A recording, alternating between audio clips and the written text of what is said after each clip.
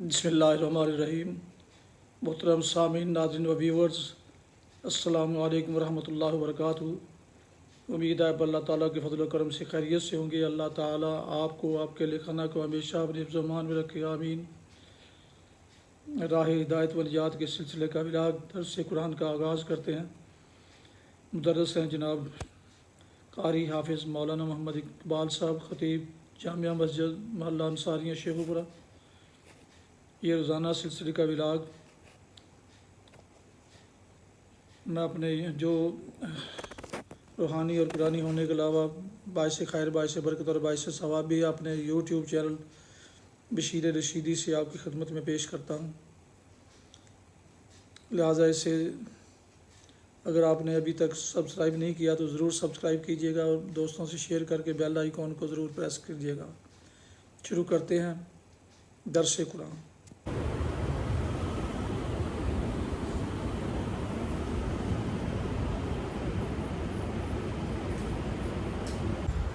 अल्हम्दुलिल्लाहि व कफ़ा वस्सलातु वस्सलामु अला मन ला नबिय्य बअद। अम्मा बअदु फ़अऊज़ु बिल्लाहि मिनश शैतानिर रजीम। बिस्मिल्लाहिर रहमानिर रहीम। अल्लज़ी ख़लक़ सबअ समावातिन तिबाक़ा मा तरा फ़ी ख़ल्क़िर रहमानि मिन तफ़ावुत फ़र्जि'ल बसरा हल तरा मिन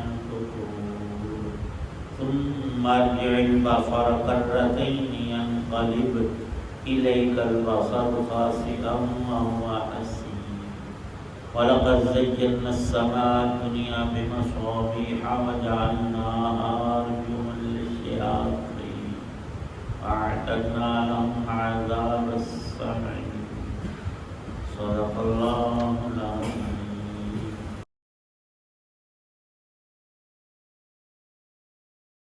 وہ اللہ جس نے 7 آسمان اوپر تلے پیدا کیے، تم خدائے رحمان کی تخلیق میں کوئی فرق نہیں پاؤ گے۔ اب پھر سے نظر دوڑا کر دیکھو، کیا تمہیں کوئی رخنا نظر آتا ہے؟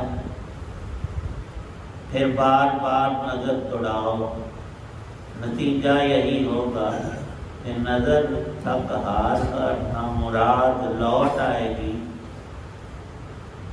اور ہم نے قریب والے آسمان کو روشن چراغوں سے سجا رکھا ہے اور ان کو شیطانوں پر پتھر برسانے کا ذریعہ بھی بنایا ہے اور ان شیطانوں کے لیے دہتی آگ کا عذاب تیار کر رکھا ہے۔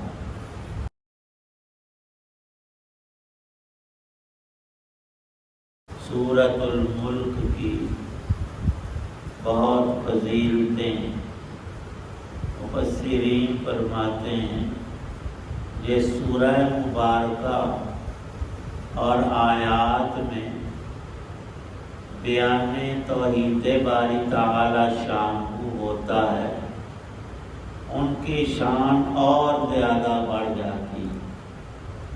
اس مبارک سورت میں یہی مضمون ہے،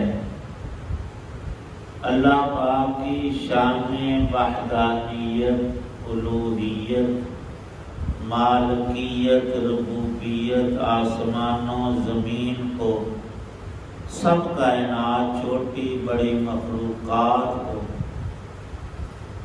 پیدا اکیلے کرنا۔ بندہ اکیلا کچھ بھی نہیں کر سکتا، دوسروں کی مدد امداد کا ہر شخص دنیا میں محتاج ہے، مالدار بھی، غریب بھی، تندرست بھی اور بیمار بھی، اللہ محتاج نہیں۔ تبارک الذی بیدہ الملک، تبارک برکت کے لفظ سے، اور کیسی برکت عظیم تر، فرمایا نبی پاک صلی اللہ علیہ وسلم نے قرآن پاک کی ایک سورت 30 آیات کی یعنی بہت بڑی صورت نہیں، ایک برقع ہے یہ صورت ملک۔ فرمایا کہ عذاب قبر سے اپنے پڑھنے والے کو بچاتی ہے،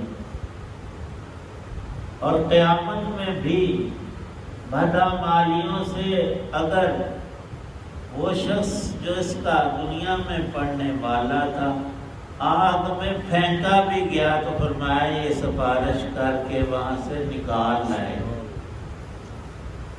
تو کتنا عظیم ترین فائدہ خود رسول پاک صلی اللہ علیہ وسلم اس کی تلاوت پر ارشاد فرما رہے ہیں کہ کوئی بھی مسلمان رات کو سونے سے پہلے اس سورت کی تلاوت کو ترک نہ کرے۔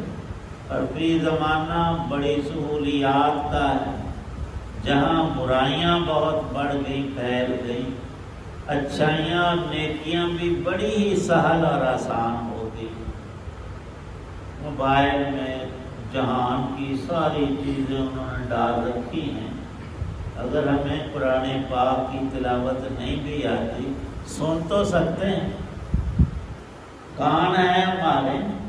اور علماء نے تو یہ بھی لکھا ہے کہ قرآن پاک کو نرا دیکھ لینا، تمہیں آتا ہے یا نہیں آتا، ہاتھ لگا لینا، چھو لینا، زیارت کر لینا،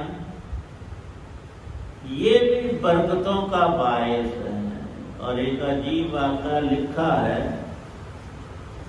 کہ کچھ عرصہ پہلے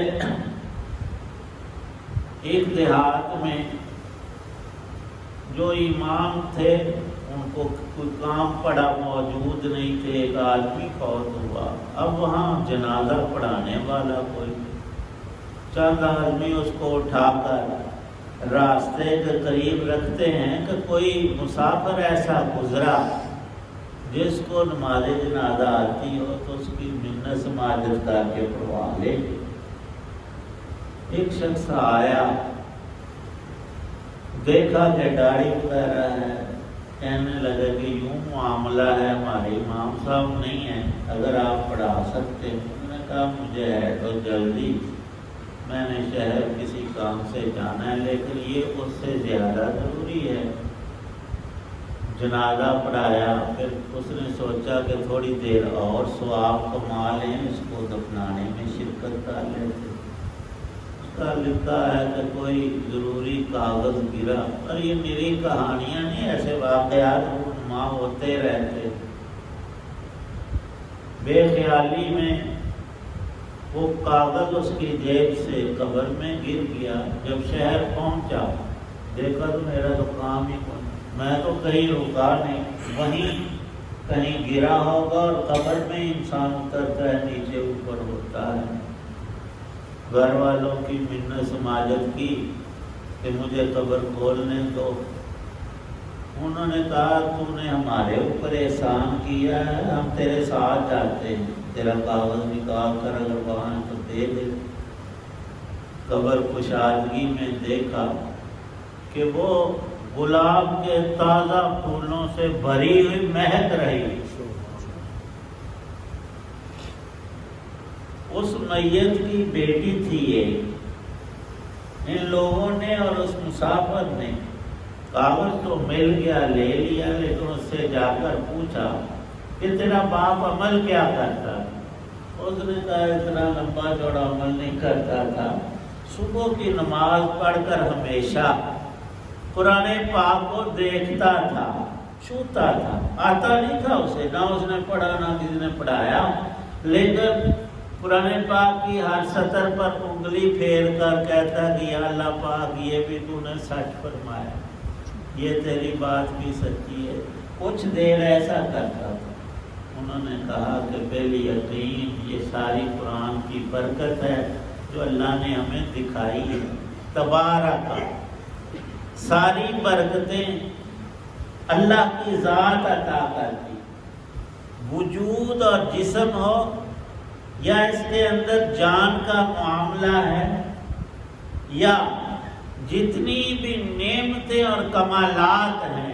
ایک شخص کہتا ہے، دعویٰ کرتا ہے کہ میرے ورگا سے سونا کوئی نہیں، اللہ نے مجھے حسن بڑھا دیا، ایک کہتا ہے اللہ نے مجھے علم سے نوازا، ایک دعویٰ کرتا ہے کہ میرے پاس دولت بہت ہے۔ میرے اور میں والی کوئی بات نہیں، تیرا حسن اللہ کا عطیہ ہے، تیری اچھی آواز، اچھی شکل اور سب نعمتیں، مال جان اور ایک ایک ان کا جز اور حصہ اللہ کا عطیہ ہے، تیرا اپنا ہے بندے کچھ نہیں، سارا رب کا دیا ہے۔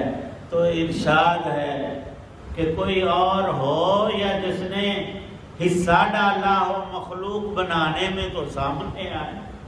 ساتوں آسمان اللہ نے بنائے اور پہلے آسمان کو مزید مزین فرمایا ستاروں سے، روشن ستاروں سے، اور ایک دو نہیں، کروڑوں اربوں نہیں، لا تعداد، ہم سارے انسان مل کر گن نہیں سکتے۔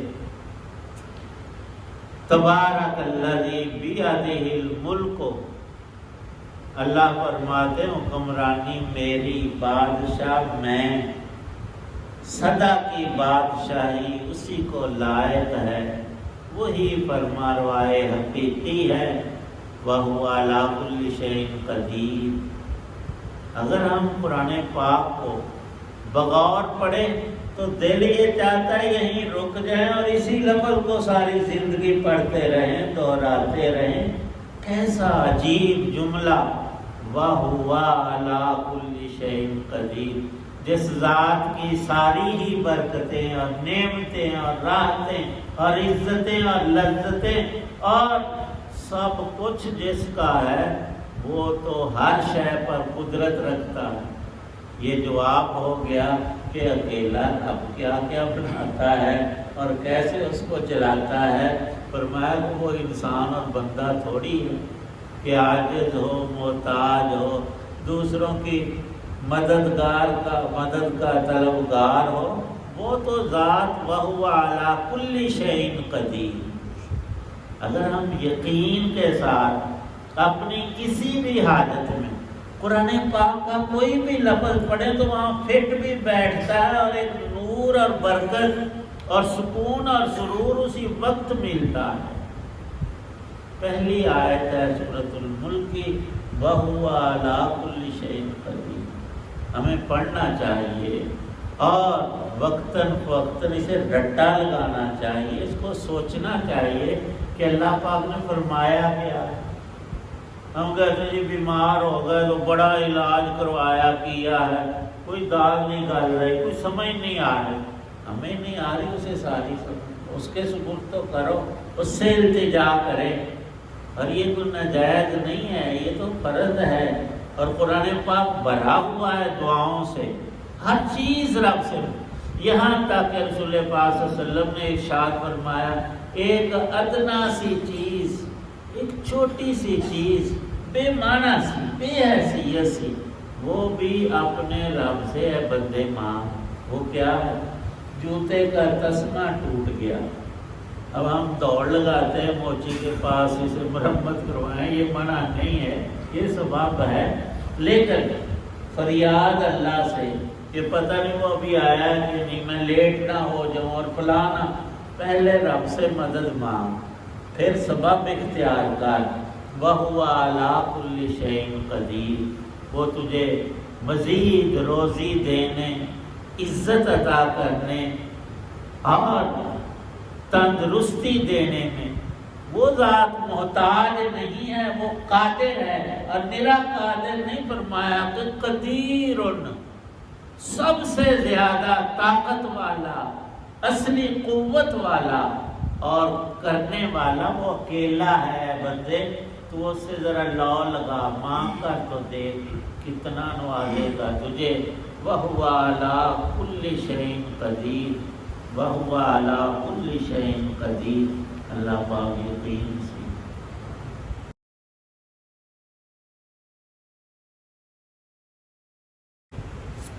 الحمدللہ رب العالمین والصلاة والسلام علی رسول اللہ۔ اللہم اجعل القرآن ربیع قلوبنا ونور صدورنا اللهم اشف مرضانا ومرضى المسلمين والمسلمات، اللهم اغفر للمؤمنين والمؤمنات، رب ارحمهما كما ربياني صغيرا، ربنا تقبل منا انك انت السميع العليم وتب علينا انك انت التواب.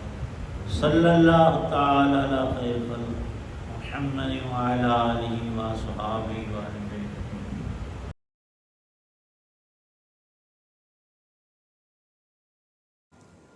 محترم سامعین، ناظرین و ویورز، ابھی آپ سن رہے تھے اور دیکھ رہے تھے راہ ہدایت و نجات کے سلسلے کا ولاگ درس قرآن،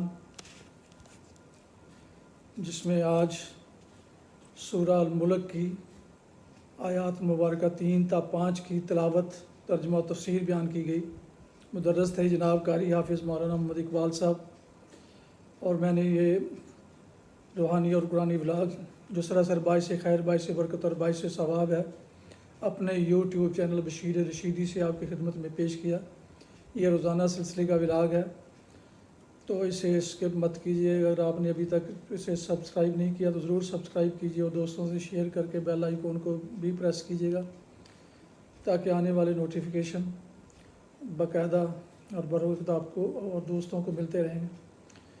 اللہ تعالیٰ آپ کا حامی و ناصر ہو. اللہ تعالیٰ آپ کو، آپ کے اہل خانہ کو ہمیشہ اپنی زمان میں رکھے، آمین. اپنا بہت خیال رکھیے گا اپنی دعاؤں میں. پاک وطن، والدین، آباء و اجداد، اعزاء و اقارب، دوستوں کے علاوہ اس ناچیز کو بھی ہمیں شامل فرمائیں تو انتہائی شکر گزار ہوں گا. آج کا روحانی اور قرآنی ولاگ اس دعا کے ساتھ ختم کرتا ہوں کہ آپ اور آپ کے اہل خانہ جہاں بھی رہیں خوش رہیں، آباد رہیں، شاد باد رہیں، آمین. السلام علیکم ورحمۃ اللہ وبرکاتہ. پاکستان زندہ باد. اللہ حافظ.